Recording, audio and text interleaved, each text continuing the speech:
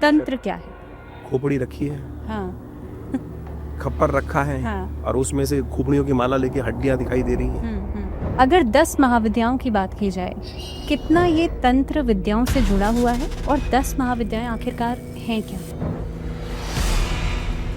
शिव और शक्ति का स्वरूप की जो है, शिव का मूल शक्ति ही है। क्या काली के स्वरूप से हमें डरना चाहिए?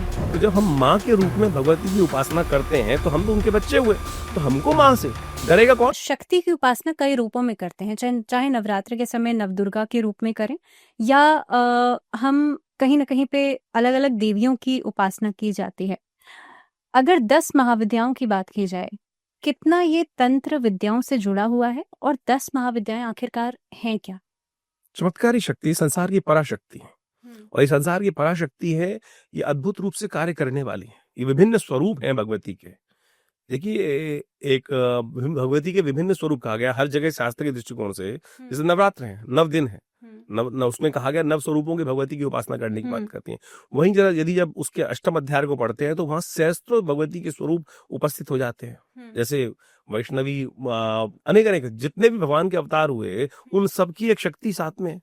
तो वास्तविक तौर पे मान के चले कि शिव और शक्ति का स्वरूप की जो है, शिव का मूल शक्ति ही है। तो इस बात को हमको समझ लेना चाहिए, और दोनों के एकाग्रता से, एक जुड़ाव से वो विस्फोट होने का रास्ता बनता है। वो शक्ति सृजन होती है, शक्ति की उत्पत्ति होती है। तो इसलिए वो दोनों का मिलन जो है, भक्ति भाव पूर्ण से जो मिलन है, वही वास्तविक तौर पे चमत्कार उपस्थित करता है।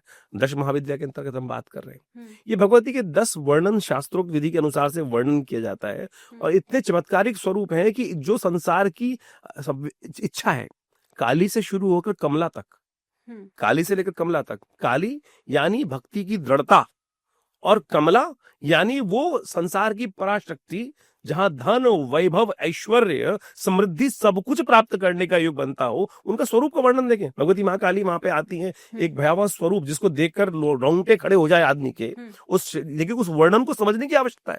और अंतिम स्वरूप आता है वाला कमला स्वरूप, कि जहां बड़े सौम्य रूप में हाथी जहां वर्षा कर रहे हैं, समृद्धि का प्रतीक है।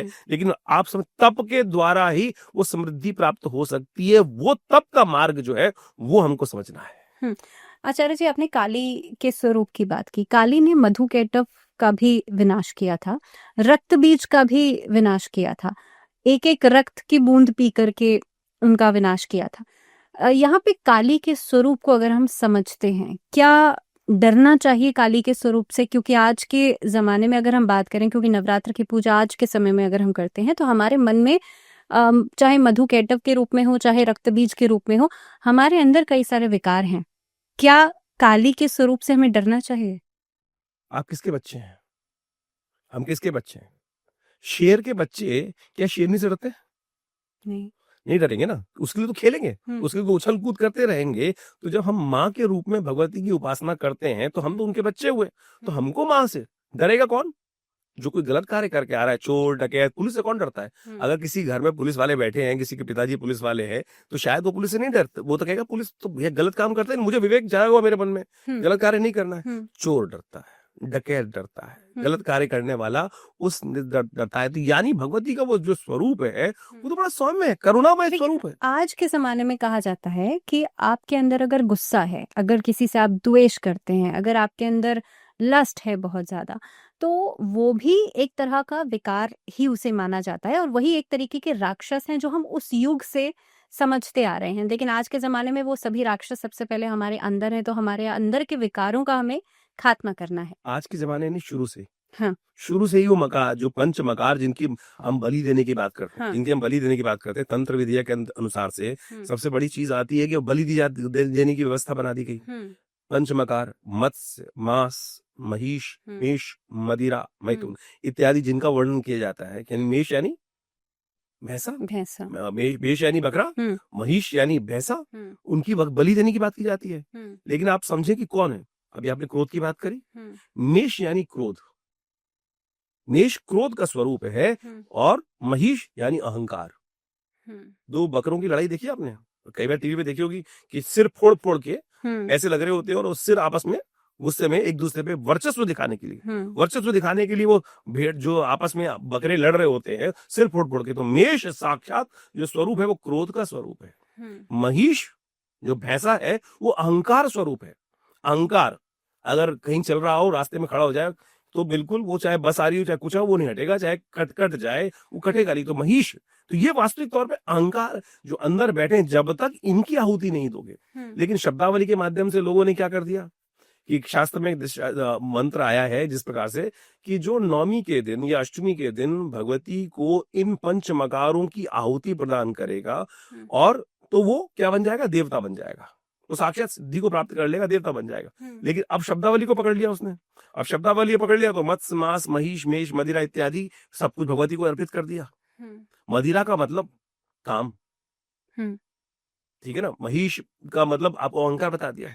और मोह, आपका सबसे ज्यादा मोह जो है मांस से है ना।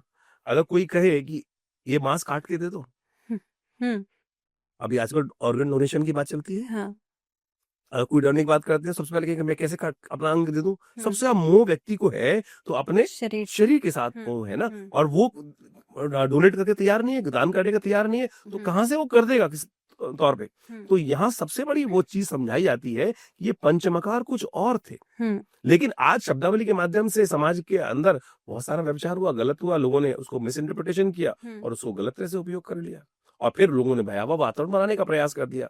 ब्लफिंग का धंधा बहुत बड़ा चलता है कि भाई ये काम तुम्हारा कोर्ट में केस चल रहा है, मैं ये तंत्र का प्रयोग कर देता हूँ शत्रु विनाश करने के लिए। जैसे बगलामुखी का प्रयोग आमतौर पे लोग आते हैं, ये मुकदमा चल रहा है, मुकदमे में हमारी हार होने वाली है और जज साहब हमारे खिलाफ उधर देने वाले हैं, और वो क्या कहते हैं कि हम बगलामुखी का प्रयोग करवा दो।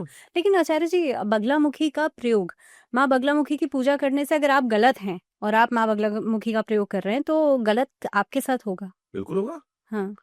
क्या बिल्कुल होगा ना, ये तो सिस्टम कैसे छोड़ देगा आपको। हाँ। न्याय की संगत कैसे, यानी आप ये मान के चले। तो लोग इस बात से कहीं ना कहीं पे मुझे लगता है गलत ट्रैक पे चले जाते हैं शायद। मतलब होता पूरी से आप यदि आप सत्य हैं, इसका मतलब ये नहीं कि प्रयोग नहीं किया। मेरा एक केस चल रहा था संसारी दृष्टिकोण से, और आप सत्य माने मैंने कोई गलत कार्य नहीं किया था। हमारे संस्था के केस था, हमने कोई गलत कार्य नहीं किया था, लेकिन त्रस्त थे कि कोई रास्ता नहीं मिल रहा था। हमने बगलामुखी का सहारा लिया, और आप सत्य माने कि जिस केस में ना हमारे पास पैसा था ना हमारी कोई व्यवस्था थी, प्रभु कृपा से वो अपने आप वो चमत्कार हुआ और विजय हमारी मिली।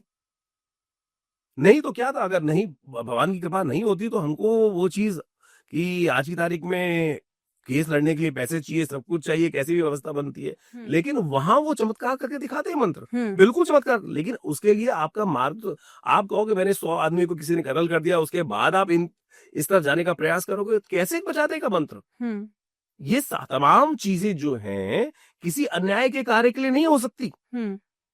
आप रामायण आपने देखी होंगी, रामायण महाभारत आपने सब देखी होंगी।